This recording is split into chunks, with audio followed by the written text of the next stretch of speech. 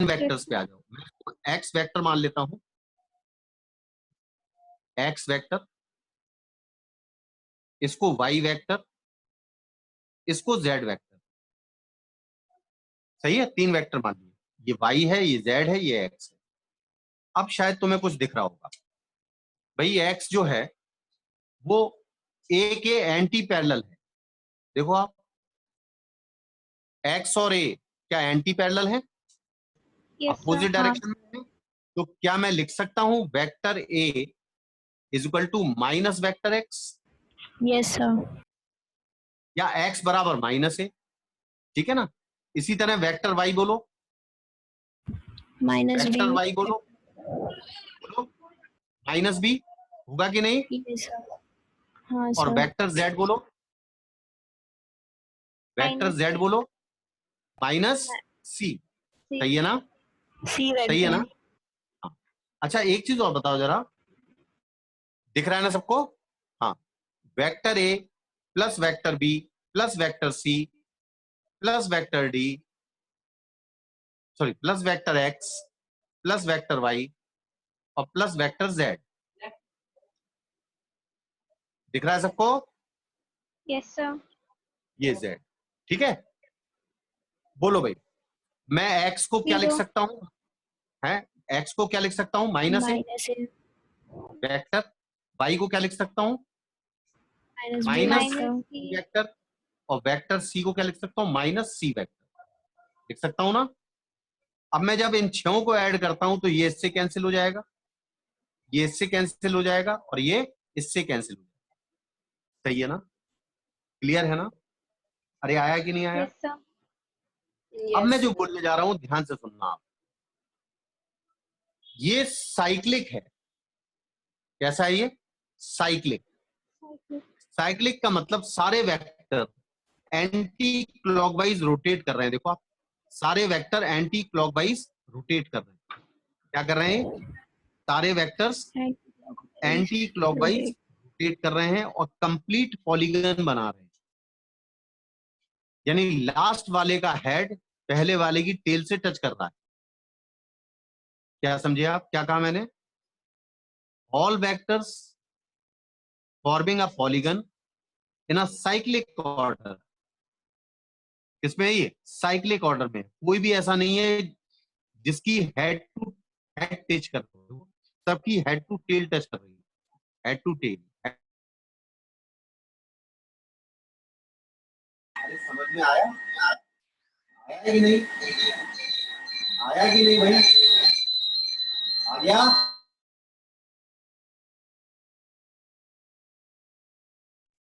तो किसी भी रेगुलर पॉलीगन में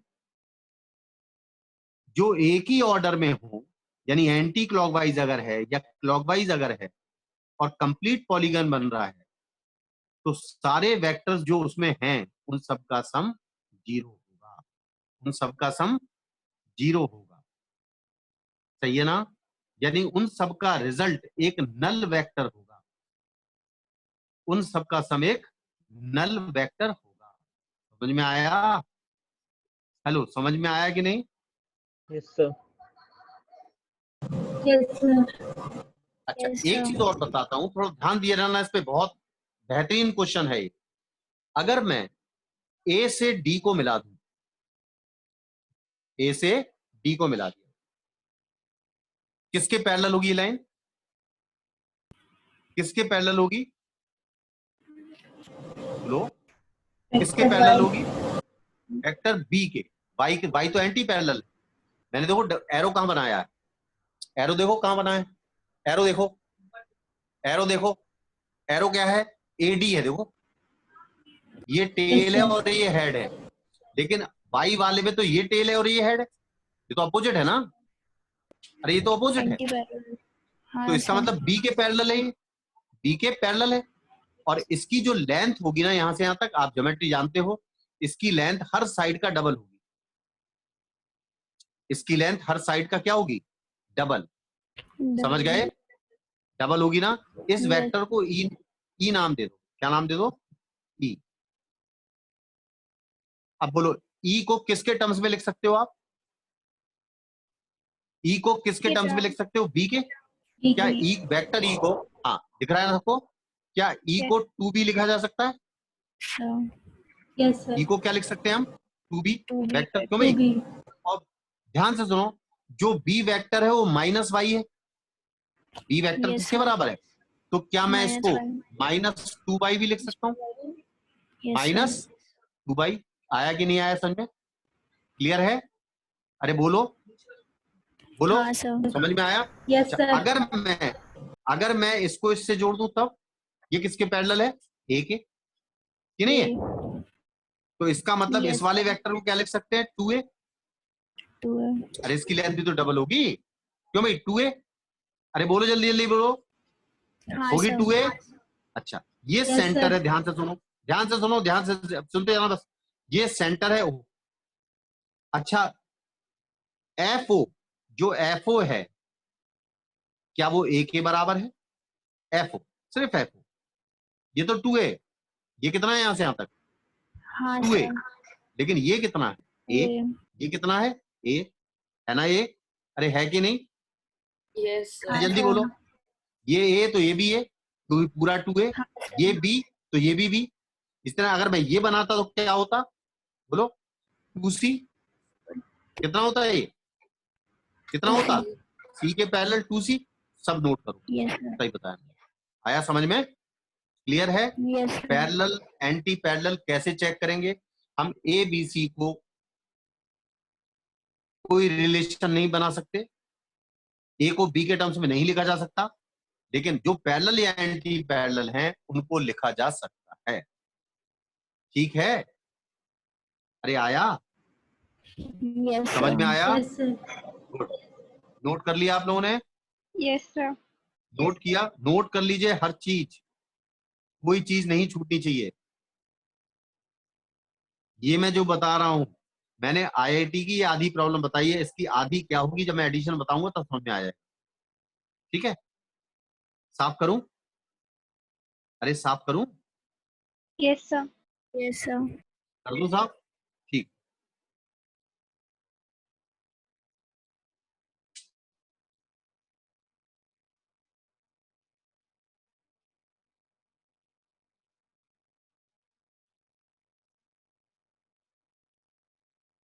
तो आप नल वेक्टर समझ गए, जिसका मैग्नीट्यूड 0 हो, जिनका मैग्नीट्यूड 0 हो, यानी जिनकी टेल और हेड कॉन्साइड कर जाए, ऐसे वेक्टर्स नल वेक्टर होंगे जिनका मैग्नीट्यूड 0 होगा। And it can be draw, it has any possible direction, it can be in any arbitrary direction, किसी भी डायरेक्शन में पॉसिबिलिटी है। बात मेरी समझ में आ रही होगी? ठीक है ना? हेलो, ठीक है ना? हाँ सर. Yes, sir. चलिए, Yes, sir. Very good. अब कुछ हम और थोड़ा आगे बढ़ते हैं। एक बात ध्यान रखो, क्या आप 2 मीटर में 2 किलो जोड़ सकते हैं? No. No. आपसे कहा जाए कि ये 2 किलो है और ये 2 सेकंड है, जोड़ दो, घटा सकते हो? नहीं. अरे सब मल्टीप्लाई कर सकते हो? नहीं. नहीं कर सकते? सर यूनिट अलग है ना. क्यों? मास हाँ में वेलोसिटी का मल्टीप्लाई होता है हाँ कि नहीं होता? कर सकते सॉरी. मास से वेलोसिटी डिवाइड कर सकते हो कि नहीं कर सकते? हाँ सर कर सकता हूँ सॉरी. कर सकते हो ना? मास अपॉन वॉल्यूम करते हो ना डिवाइड? करते हो हाँ ना? Sir. Mass is equal to volume into density, multiply करते हो ना डिफरेंट क्वांटिटी को? हाँ अरे सर. करते कि नहीं करते? इसका मतलब डिफरेंट फिजिकल क्वांटिटीज को मल्टीप्लाई या डिवाइड तो कर सकते हो, लेकिन ऐड या सब्ट्रैक्ट नहीं कर सकते। ठीक है? बात समझे यस सर. कि नहीं समझे? देखिएगा स्टार मार्क करके, ध्यान रहेगा जिससे addition and subtraction,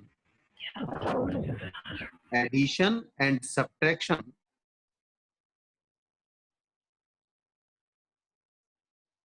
only for same physical quantities, for same physical quantities। ठीक है? but but multiplication and division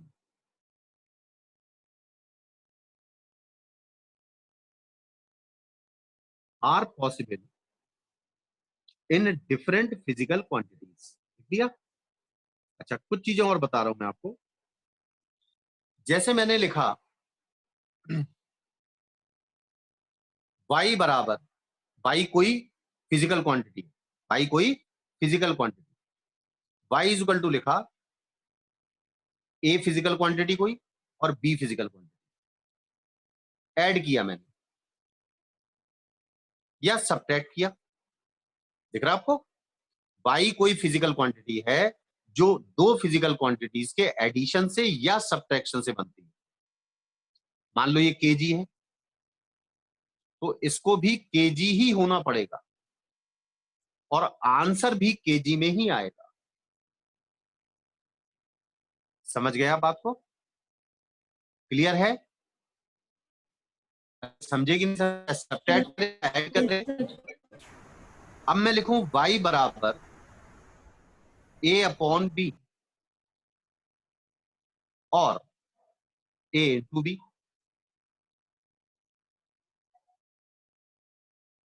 मैं यहां पर डिवाइड कर रहा हूं और यहां पर मल्टीप्लाई कर रहा हूं। मान लो a की यूनिट है मीटर और b की यूनिट है सेकंड।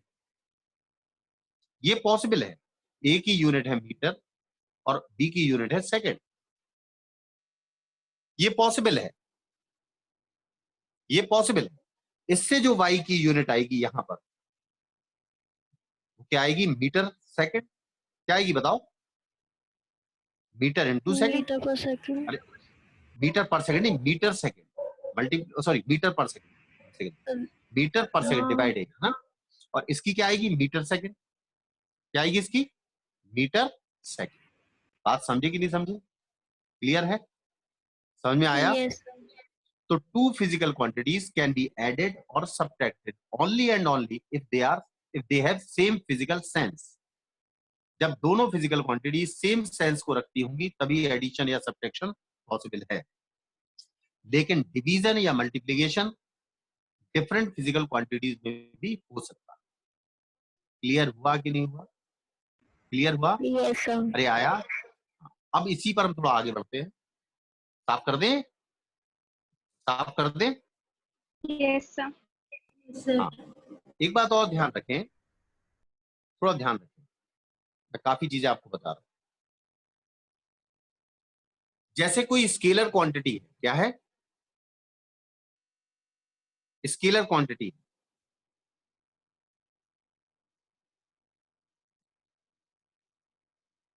स्केलर क्वांटिटी में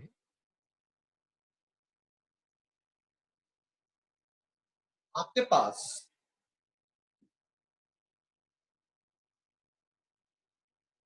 सिर्फ मैग्नीट्यूड होगा। क्या होगा? सिर्फ मैग्नीट्यूड। सही है ना? क्या होगा? सिर्फ मैग्नीट्यूड। लेकिन वेक्टर में तो क्या होगा?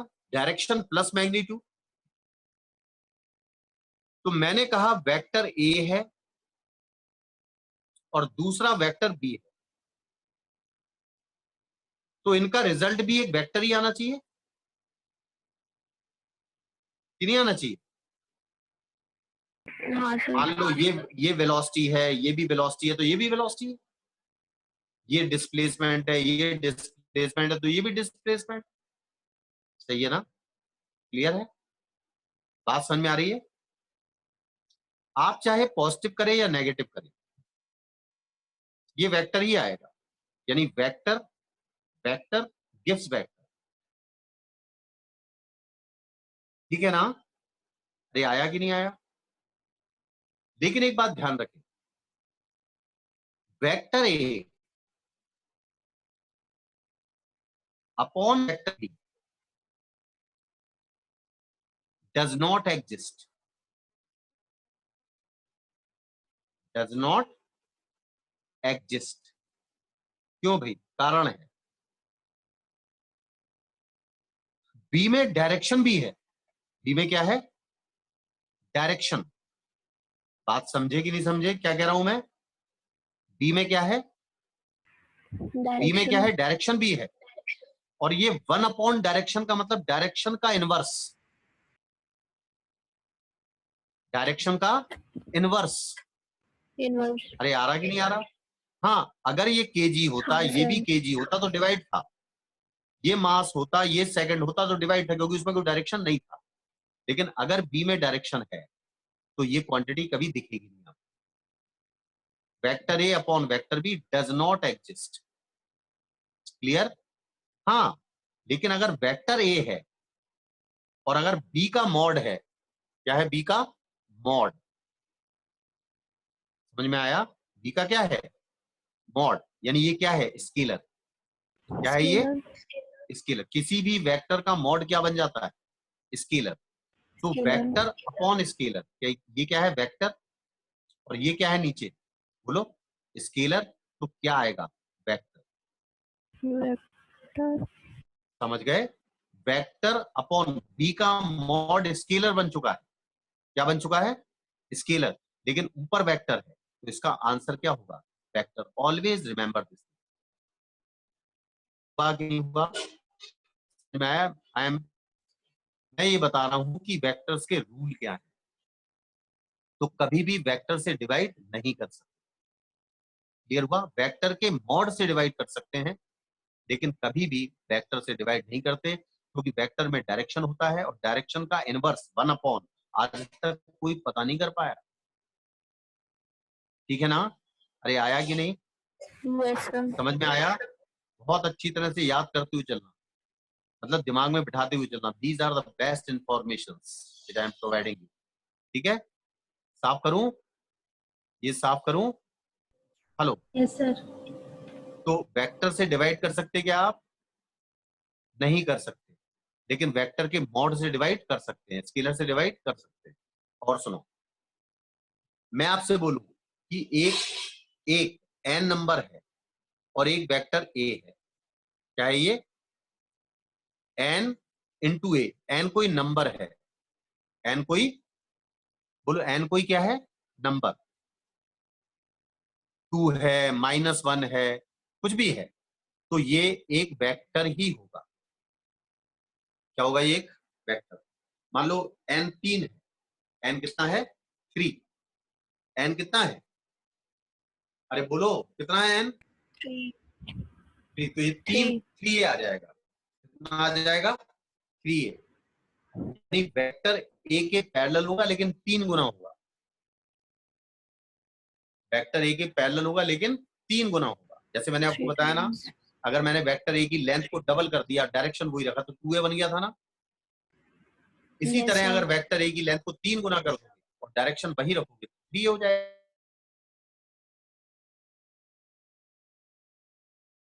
समझ में आया? क्लियर है? Yes sir. These are some basic rules जिसपे आपको ध्यान रखना है। साफ करूं, साफ करूं, अरे साफ करूं, यस अरे बोलते जाओ भाई, मैं तो बोल भी रहा हूँ, साफ भी कर रहा हूँ, सिर्फ आपको ये तो रिप्लाई करना है, हाँ सर समझ में आ गया, साफ कर दो आप। ठीक है, करूं साफ? Yes sir. 1 मिनट लगता है रिप्लाई करने में, 1 सेकंड, वरना 60 सेकंड लगते हैं, लेकिन मुझे कंफर्म हो जाता हाँ आप लोग की समझ में आ गई। चलिए आगे बढ़े। मैंने कुछ चीजें और बताई थी आपको, कुछ चूंकि नए बच्चे हैं इसलिए मैं और बता दूं। जनरली आपने ये वाला ट्राइंगल देखा होगा, राइट एंगल ट्राइंगल, सबके सामने देखा होगा। ये आपने 3 देखा होगा, ये 4 देखा होगा, और ये 5 आया। थोड़ा बड़ा कर दो,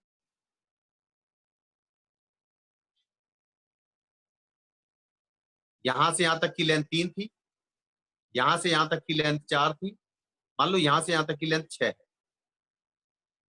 आपने दुगना कर दिया तो यहां 8 हो जाएगा।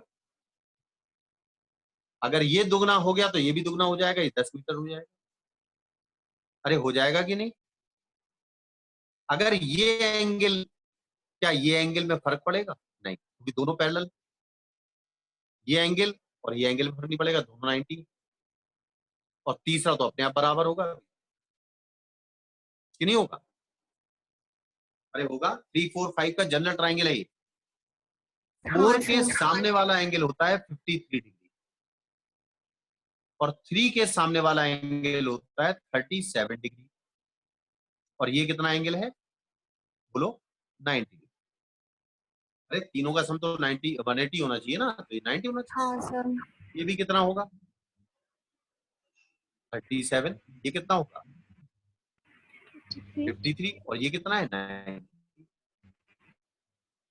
अगर मैं साइन 53 बोलूं तो साइन 53 को चाहे 8/10 लिखो या 4/5 लिखो, एक ही बात। अरे है कि नहीं एक ही बात? हाँ सर। क्या यही लिखा हुआ है cos 37 भी? हाँ sir. Yes, sir. cos 37 4/5 base upon hypotenuse. इसी तरह साइन 37 कितना होगा 3/5। अरे होगा कि नहीं होगा?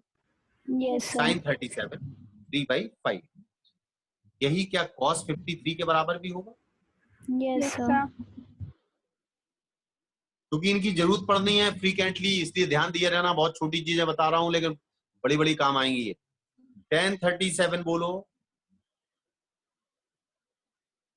3/4। अरे होगा कि नहीं हाँ सर। हाँ सर। 3/4। tan 53 बोलो, उल्टा कर दो इसका, और क्या है 4/3 कि नहीं? इनकी बहुत ज्यादा जरूरत पड़ेगी इसलिए मैंने लिखवा दिया। ठीक है? अरे आया आया समझ में? Yes sir. आया कि नहीं? ये ट्राइंगल एक इंपॉर्टेंट ट्राइंगल है। आप साइड को जितने गुना करेंगे एंगल चेंज नहीं होगा, हर साइड उतने गुना बढ़ जाएगी, लेकिन राइट एंगल ट्राइंगल रहेगा, एक्सटेंडिंग रहेगा बढ़ता हुआ। आया कि नहीं? समझ में आया? साफ करें, साफ कर दें? Yes, sir. हाँ साफ करें। Yes, sir. ठीक है।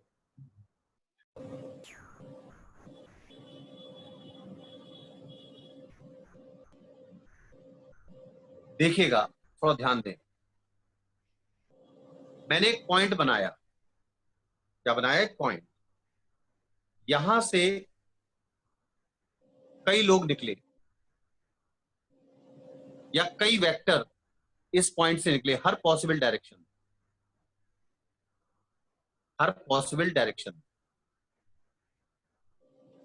सबका डेफिनेशन अलग है ना, सब अलग अलग जगह जा रहे हैं, Yes, sir. जा रहे हैं कि नहीं? लेकिन स्टार्ट एक ही पॉइंट से हो रहे हैं। अरे स्टार्ट एक ही पॉइंट से हो रहे नहीं हो रहे? हाँ सर। तो ऐसे वेक्टर कहलाते हैं को इनिशियल वेक्टर। क्या कहलाते हैं ये? को इनिशियल वेक्टर। ये सारे वेक्टर को इनिशियल हैं बिकॉज इनिशियल पॉइंट सेम है। समझ गए? को इनिशियल वेक्टर। और अगर सारे वेक्टर एक ही जगह आ रहे होते तो सबके स्टार्टिंग पॉइंट डिफरेंट थे। देखो कोई यहां से आ रहा था, कोई यहां से, कोई यहां से, कोई यहां से, कोई यहां से, कोई यहां से, लेकिन सब एक ही जगह जाके टर्मिनेट हुए। हुए कि नहीं हुए? सब एक ही जगह जाके टर्मिनेट हुए। तो ये हाँ, कहलाते हैं को टर्मिनेट वेक्टर। क्या कहलाते हैं ये? को इनिशियल की जगह लिखें को टर्मिनेट वेक्टर। क्या लिखेंगे आप? को टर्मिनेट वेक्टर। आ रहा है कि नहीं? अरे आया? समझ में आया? हाँ समझ सर। में आया कि नहीं? अच्छा और चीज सुनो। मान लीजिए कि आप अपनी बाइक को या साइकिल को ड्राइव कर रहे हैं सड़क पे। ये सड़क है और आपकी वेलोसिटी है v। और आपने क्या करा कि आगे चलने के बाद अपने को थोड़ा पैरेलली शिफ्ट कर दिया। नहीं समझ में आया? कई लेन बनी है ना रोड की। अरे कई रोड की कई लेन बनी है ना। Yes, sir. तो आपने अपनी वेलोसिटी को चेंज नहीं किया, बस आपने अपने आप को पैरेलली शिफ्ट कर दिया। यानी आपकी टेल यहां से यहां पहुंच गई,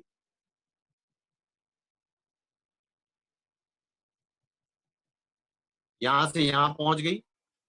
आपका हेड यहां से यहां पहुंच गया, हर पॉइंट यहां से यहां पहुंच गया। नहीं पर समझे? पैरेलली शिफ्ट हो गया। गया Yes, पैरेलली sir. शिफ्ट। तो अगर कोई वेक्टर पैरेलल शिफ्ट होता है तो वेक्टर चेंज नहीं कहा जाएगा। अगर ये वी वेक्टर था तो ये भी वी वेक्टर होगा। क्या समझे आप? If a vector shifts parallel to itself, if a vector shifts parallel to itself, अगर कोई वेक्टर अपने आप को पैरेलली शिफ्ट करता है वेक्टर चेंज नहीं होता। लाइन को लिखो, if a vector changes parallel to itself then vector will not change। Clear है? आया समझ में? आ गया समझ में? Yes, sir. अच्छा, आज जितना मैंने पढ़ाया वो सबको क्लियर है? बिल्कुल Yes, sir. सबको क्लियर? Yes, sir. सबको क्लियर है? नहीं? नहीं सर। अभी हम बिल्कुल बेसिक आइडिया से आगे बढ़ेंगे और जो कल की क्लास होगी, कल की क्लास में हम वेक्टर्स में एडिशन, सब्ट्रैक्शन, ये चीजों को जानेंगे और इसका यूज देखेंगे काइनेमेटिक्स में क्या होता है। आ गया समझ में? सबने नोट करना था ना Yes, ये? sir. Yes, sir. चलिए, थैंक यू वेरी मच। और आप लोग कोऑपरेट करें और जो मगिंग की थोड़ी आदत भुला दे। मगिंग नहीं करनी हमें, कहीं भी मगिंग नहीं होनी, तभी इंटरेस्ट आएगा फिजिक्स। ठीक है, हर क्वेश्चन आपको फैमिलियर लगेगा, सोचने का तरीका बनेगा। मगिंग से कभी सोचने का तरीका बन ही नहीं सकता, डेवलप हो ही नहीं सकता। मेरी बात समझ में आ रही? जब तक आप सोचने, क्योंकि मेन चीज क्या है पूरी फिजिक्स में हर बच्चा अपनी स्टाइल में सोचता है, हर बच्चा अपने स्टाइल में क्वेश्चन क्रैक करता है। जरूरी नहीं है कि वो फॉर्मूले से क्रॉस करे।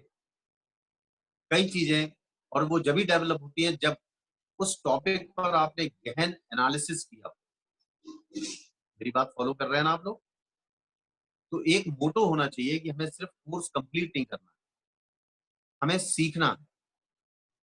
कोर्स तो कंप्लीट सभी करते हैं, सभी का सिलेक्शन थोड़ी हो जाता है। सिलेक्शन उन्हीं का होता है जो वास्तव में सीखते हैं।